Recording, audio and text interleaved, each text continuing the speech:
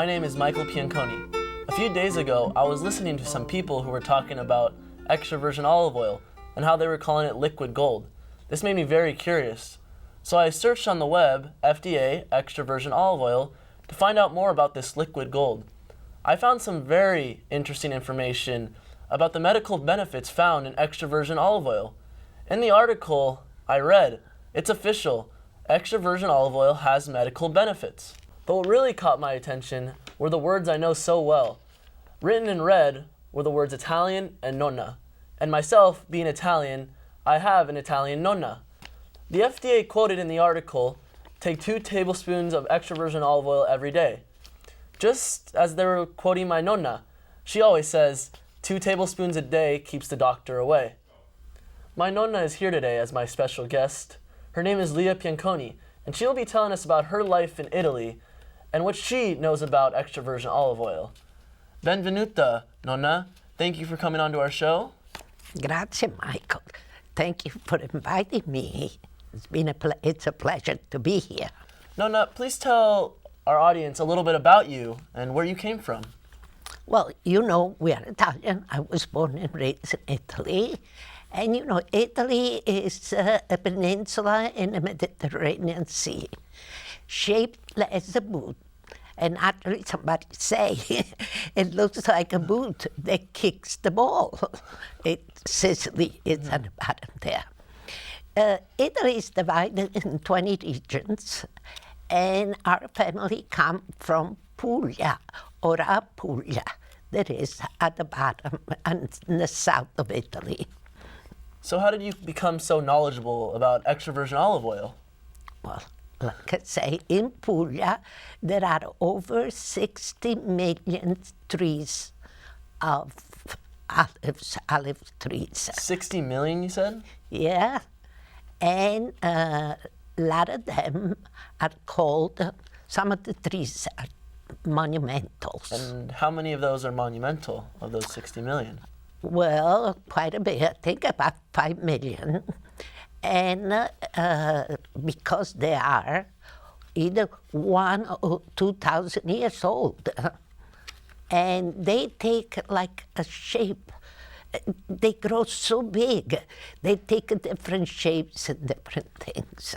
That's amazing, but how much do these trees produce each year of olive oil?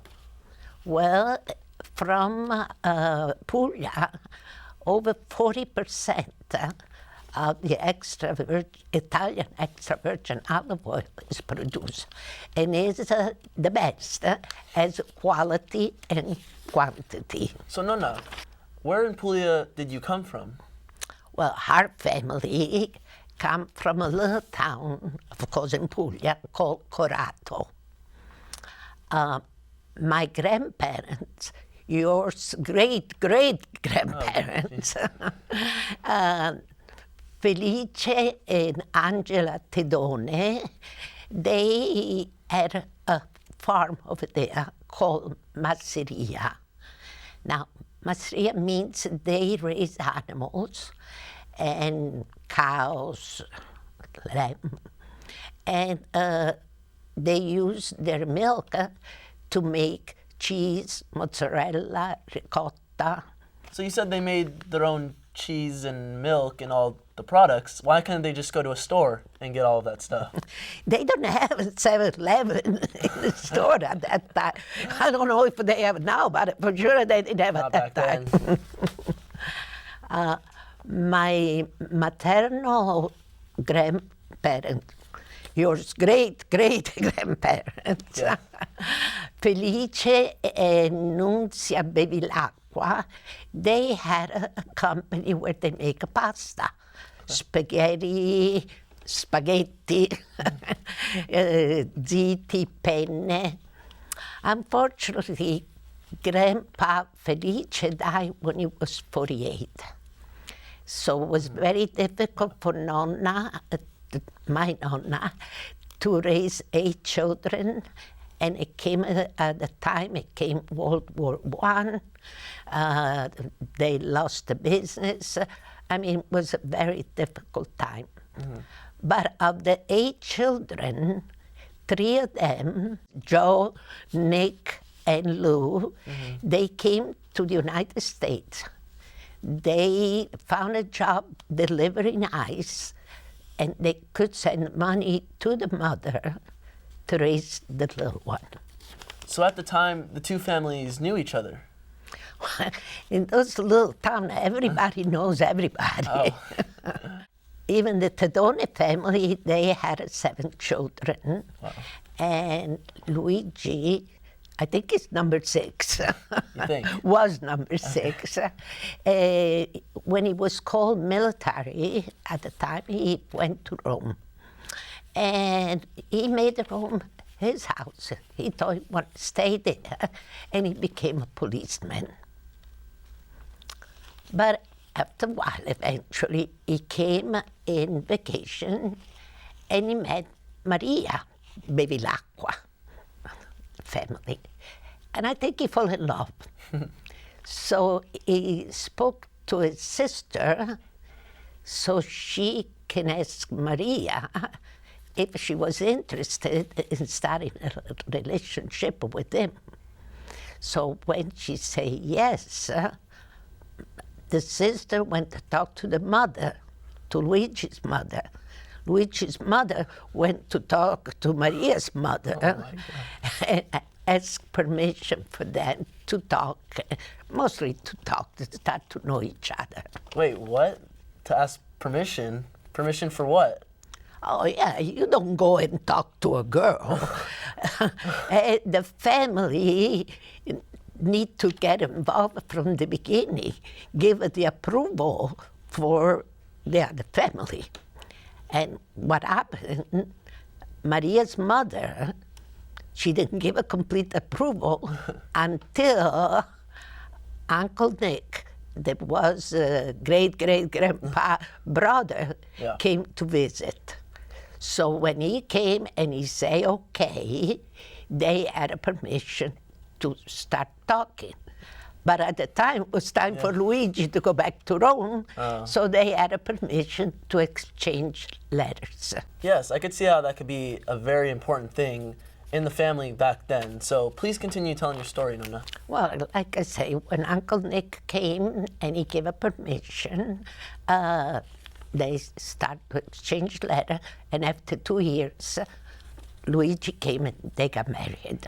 They got married, wow. Where did they get married, and when was this as well?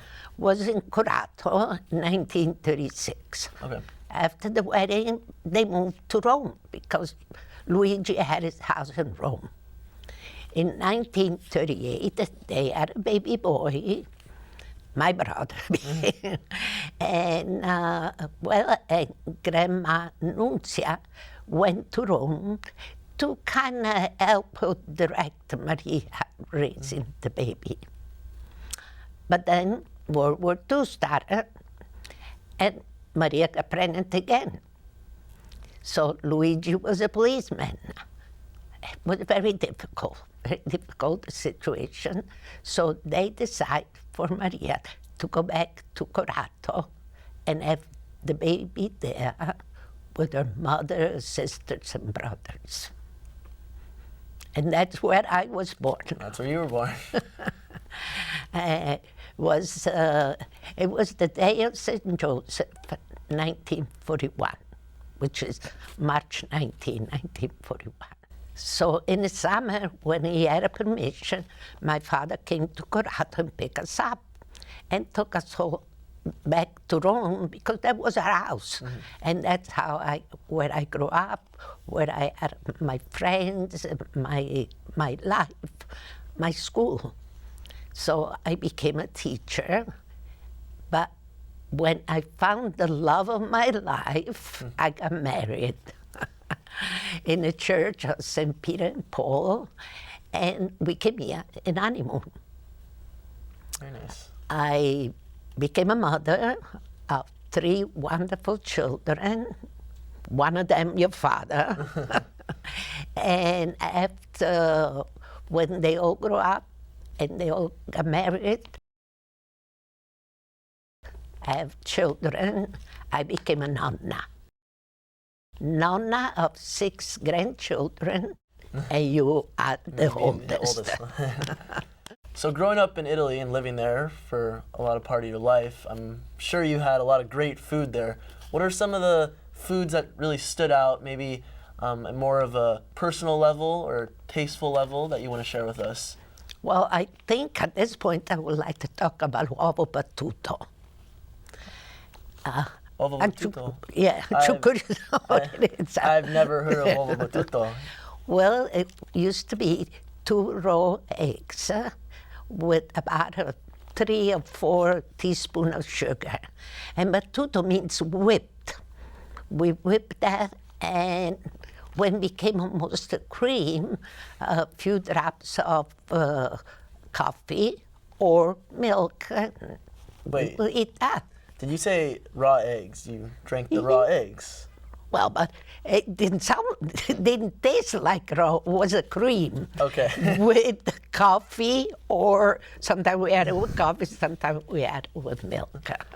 That's a specialty they cannot remember with favor. Gotcha. So that's kind of a memory, but what are some of the foods that really stood out to you and that you still make today for your family? Well, you know, spaghetti, fresh tomato sauce, meat, fish, mozzarella, we call it caprese, with everything's prepared with extra virgin olive oil. Of course. And on a caprese, it's, cold.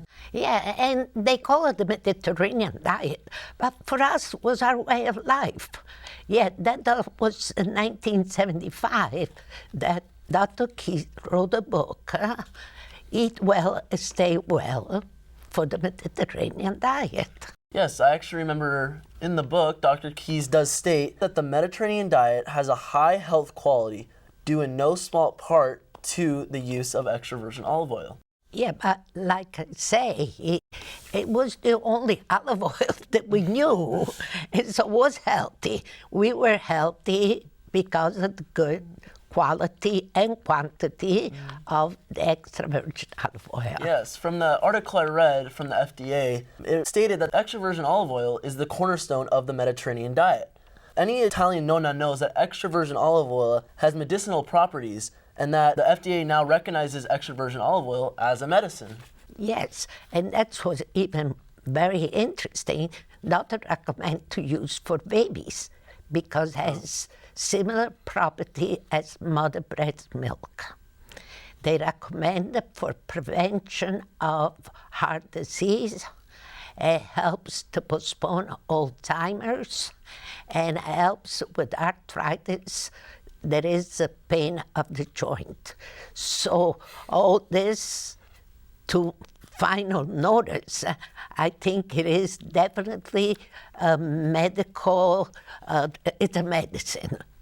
And like I keep saying, the FDA say 2 tablespoons a day keeps the doctor away. So let's keep that and use the extra virgin olive oil from Puglia, because it's the best. It's the best. Well, thank you very much, Nonna, for joining us today and for being my special guest. And thank you, you guys, for joining us today. We'll see you next time.